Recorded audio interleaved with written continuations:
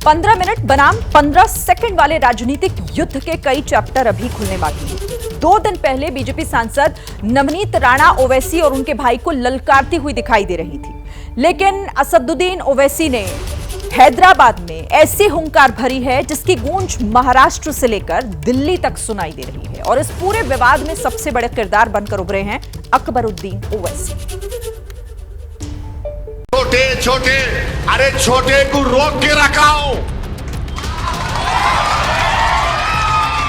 छोटे को बहुत रोक के रखाओ। गोली चलेगी तो अल्लाह उसके रसूल की कदम पहले अकबरुद्दीन ओवैसी असदुद्दीन ओवैसी पे चलेगी। तुम अकबरुद्दीन ओवैसी के कमजोर जिस्म को देख के यार समझो कि कमजोर हो गया।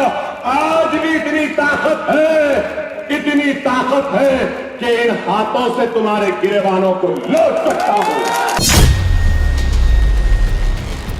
छोटे छोटे, तुमको मालूम ही क्या है छोटा क्या है नहीं मालूम तुमको। तोप है वो, बोर बच्चा है, सालार का बेटा है। बहुत मुश्किल से समझा के बिठाना पड़ता उनको, बहुत मुश्किल से। और उनको समझाने वाले का नाम असदुद्दीन ओवैसी है, किसके बाप को नहीं सुनने वाला है छोटा। गोलियां चाकुओं की बात सुन के समझे के कमजोर हो गया। अभी भी बहुत हिम्मत है, छेड़ो। कोई माय का लाल पैदा नहीं हुआ मुझे रोकने के लिए।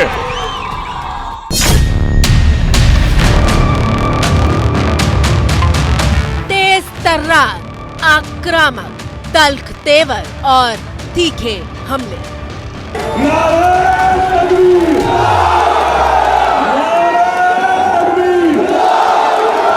चंद्रायन गुट्टा है, चंद्रायन गुट्टा है। आवाज ऐसी नहीं, जैसी ये आवाज है इससे बड़ी आवाज।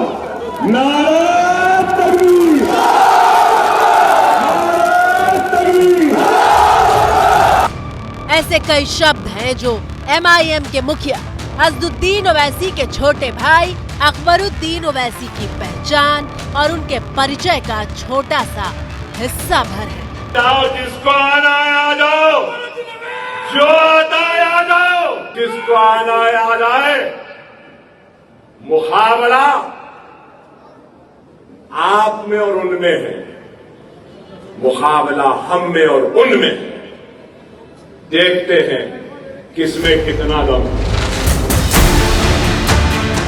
पिछले 2 दिन से हैदराबाद के चुनाव में 54 साल के अकबरुद्दीन ओवैसी की चर्चा असदुद्दीन ओवैसी से ज्यादा हो रही है।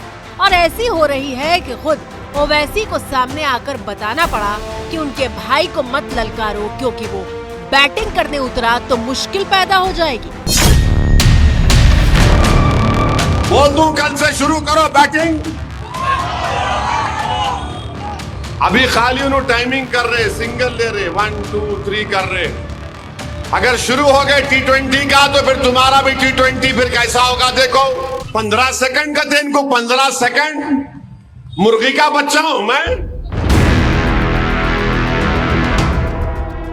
ओवैसी गुस्से से लाल हो रहे थे और हैदराबाद में खड़े होकर दिल्ली तक संदेश दे रहे थे। बोलते जाएंगे, बहुत जबान, मेरी भी जबान बहुत लंबी है।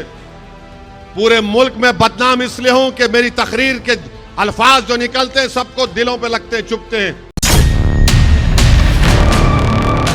दरअसल इस जुबानी जंग की शुरुआत महाराष्ट्र के अमरावती में बीजेपी सांसद नवनीत राणा के बयान से हुई थी। नवनीत राणा हैदराबाद में बीजेपी उम्मीदवार माधवी लता के चुनाव प्रचार के लिए पहुंची थी। इस प्रचार में उन्होंने ओवैसी के छोटे भाई अकबरुद्दीन ओवैसी के 12 साल पुराने बयान को कोट करते हुए एक बयान दिया। छोटे को मेरा कहना है, तेरे को 15 मिनट लगेंगे छोटे, और हमको सिर्फ 15 सेकंड लगेंगे। 15 सेकंड पुलिस को हटाया तो छोटे को बड़े को ये पता नहीं लगा कहां से आया और कहां को गया। नवनीत राणा के बयान पर असदुद्दीन ओवैसी ने प्रतिक्रिया पहले भी दी थी, लेकिन तब उनके तेवर इतने तल्ख नहीं थे।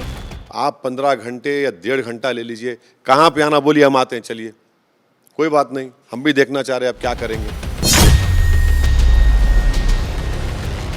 लेकिन 24 घंटे के भीतर कुछ तो बदल गया और जैसे ही ओवैसी कैमरा और मीडिया की जगह सीधे अपने मंच और लोगों के बीच पहुंचे, उनके बात करने का अंदाज ही बदल गया। वो एमपी साहिबा जो महाराष्ट्र से आके छोटे छोटे, अरे छोटे को रोक के रखा हूं, छोटे को बहुत रोक के रखा हूं। और बड़ा कहता है कि मैंने छोटे को संभाल के रखा है, मैंने छोटे को समझा के रखा है। अरे समझा के रखा है इसलिए बड़े तुम्हारे आंखों के सामने।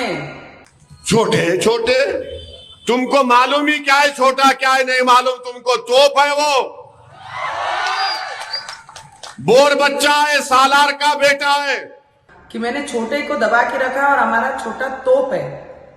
मैं आपको बताना चाहूंगी बड़े कि ऐसे तोप को तो हम घर के बाहर सजावट के लिए रखते हैं। ओवैसी अकबरुद्दीन को सालार का बेटा बता रहे थे, सालार यानी योद्धा, और लोग ओवैसी के पिता सुल्तान सलाउद्दीन ओवैसी को सालार मिल्लत से नवाजते। सालार मिल्लत का आसान शब्दों में मतलब ये समझिए कि कौम का योद्धा। अभी भी वही आवाज है, छेड़ो नहीं, छेड़ेंगे तो छोड़ने वाला नहीं हो। ओवैसी सालार पर ही नहीं रुके, उन्होंने दिल्ली का नाम लेते हुए बेहद तीखा हमला किया। 15 सेकंड कहते, बोलो ना कहां पे आना आता हूं मैं। तुम्हारे पप्पा से पूछो, दिल्ली वाले पप्पा से पूछ के बताओ मेरे को। तुम्हारे घर पे आऊं, तुम्हारे ऑफिस पे आऊं, कहां पे आऊं बताओ।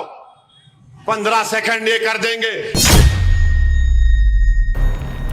हैदराबाद में ओवैसी ने वार किया तो जवाब बिहार के बेगूसराय से भी आया। ये धमकी ना दें ओवैसी, और धमकी देके भारत के सनातन हिंदुओं को डराने का काम ना करें। पाकिस्तान, औरंगजेब, हिंदू, मुसलमान, ऐसे तमाम शब्द हैदराबाद के चुनाव पर हावी हो चुके हैं, जबकि हालात ये बताए जा रहे हैं कि हैदराबाद में पीने के पानी की भारी कमी है। आम लोगों को भोर में 4 बजे उठकर पानी का इंतजार करना होता है।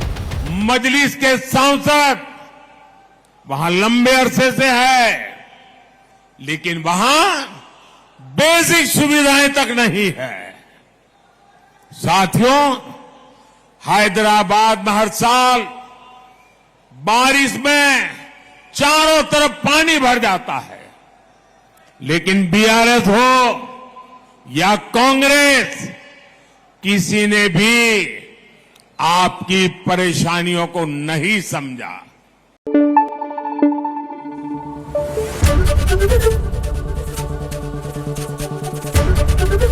एबीपी न्यूज आपको रखे आगे।